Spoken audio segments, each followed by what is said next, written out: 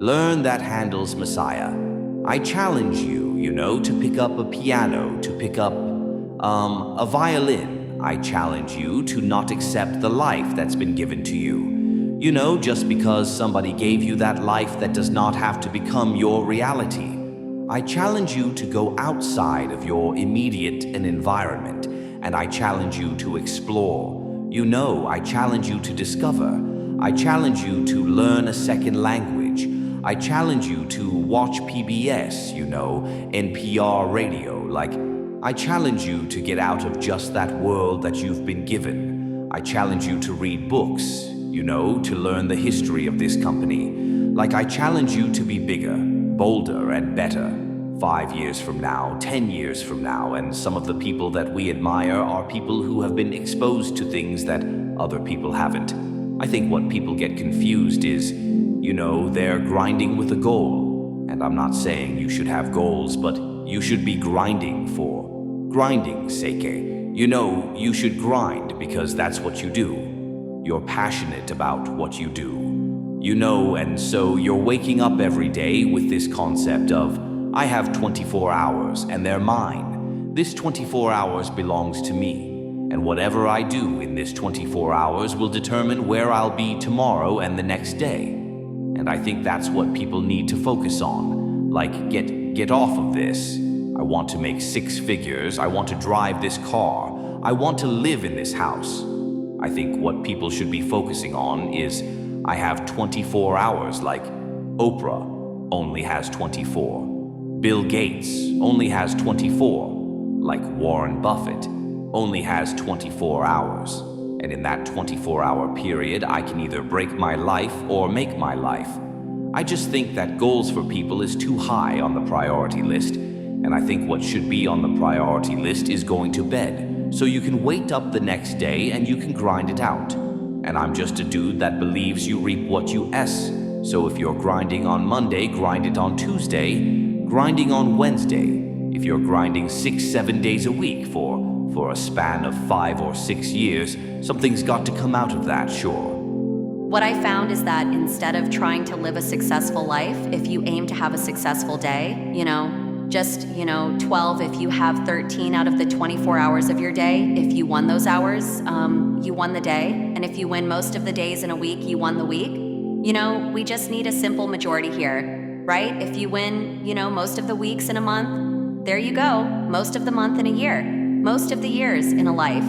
And all of a sudden look at that without even trying. You've been able to kind of get somewhere. People misunderstand money, okay?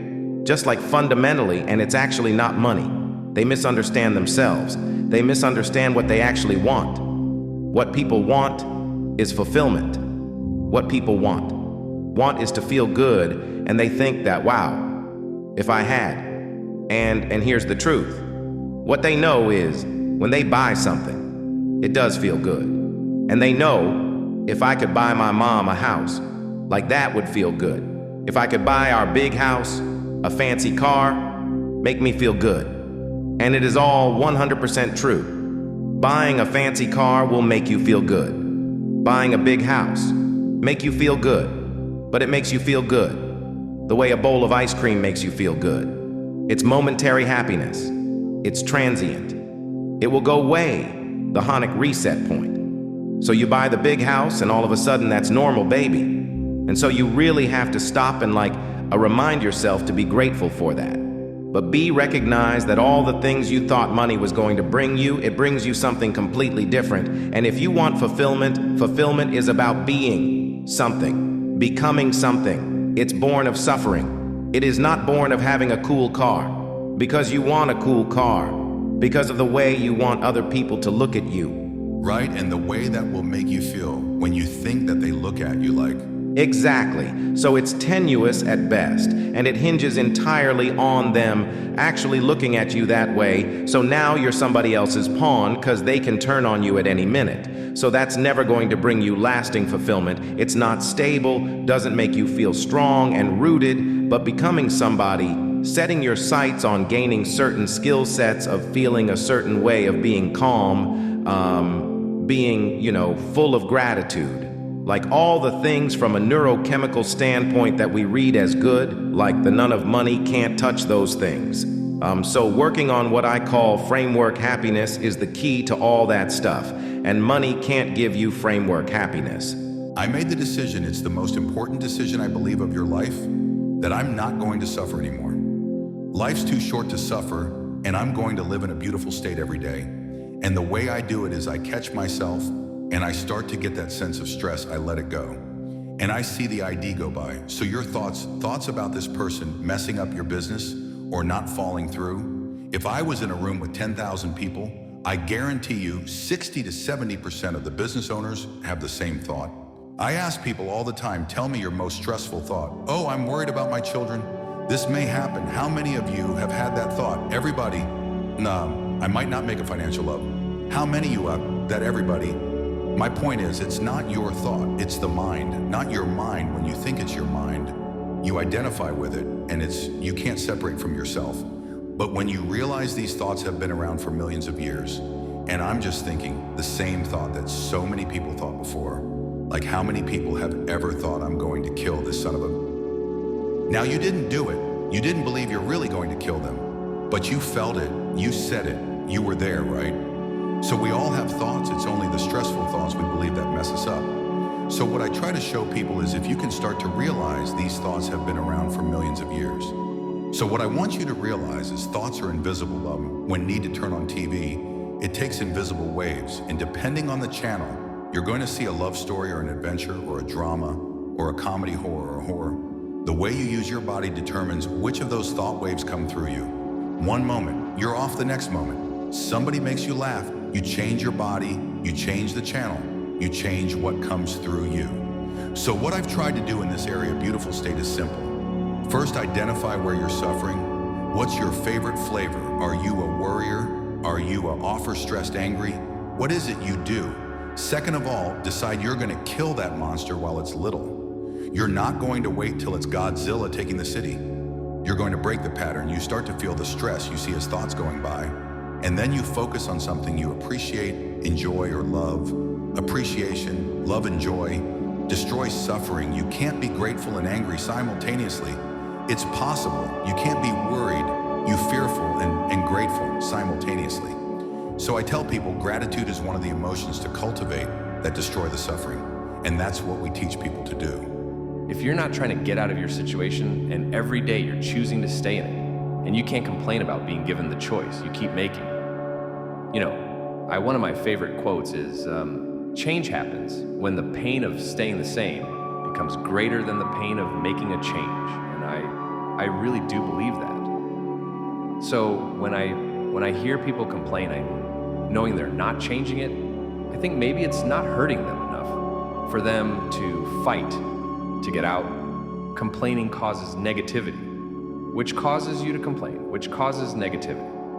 And there are a few actionable things you can do to immediately stop this negative cycle and to break out of it. And the first one is actually just changing your perception.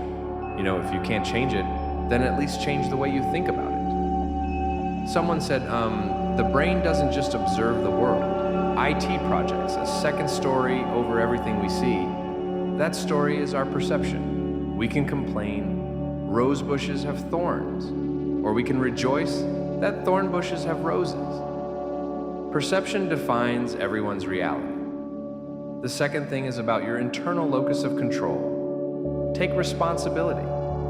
If you don't take responsibility, then you're choosing to be a victim of circumstance. And this victim mindset dilutes human potential. It kills action. And by not accepting personal responsibility for your own circumstances, you're greatly reducing the power you have to change it. And there are two primary choices we all make in life. It is to accept conditions as they are, or to accept the responsibility for changing them. Please choose the latter. And the last one, which is the most important of all, is making a change. Einstein said, as we all know, the definition of insanity is doing the same thing and expecting different results. And for every action, we have a reaction. If you want a new reaction, you must perform a new action. I found in my life that change, starts with a big decision and a tiny step today, right now. Yesterday was the time to make that decision. It's time to take that step. Henry Ford said it best in that book, Thinking, Grow Rich. You probably read it. He said, successful people make decisions quickly and that are slow to change their mind. Unsuccessful people hardly ever make up their mind. And when they do, they're constantly changing it back and forth. Wish he was watching like, do I want this? Do I want that? They have so much indecision. Indecision is what kills confidence. And here's the thing, success. The ability to make great decisions in your life comes from experience. And your experience usually comes from bad judgment. So it's not about making the right decision. Leaders successful. People don't always make the right decision, but they always make the decision right. That is, no matter what happens, they go for it, and then they know they're going to figure it out in the end because they clear about their outcome. But you got to take decisions.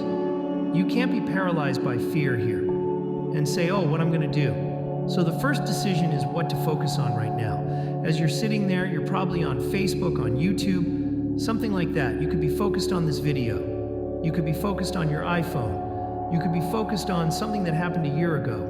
You could be something that's going to happen in the future. But like they say in that book, Art Tolle says, in the power of now, your life is happening now. You're most powerful when you are operating in the now. Some people are trying to change things that happened in the past. They F if that hadn't happened or she hadn't said that, or if I had done that before. I didn't mess up before. And their energy, their focus, even though they're talking to you, they're locked in your eyes, right? There's a part of them energetically that is focused on something in the past. Does that make sense? Their energy, their focus, every time anything bad happens, they're like, well, if this hadn't happened before, their mind always goes, there is that. They have a pattern, a habit of focus.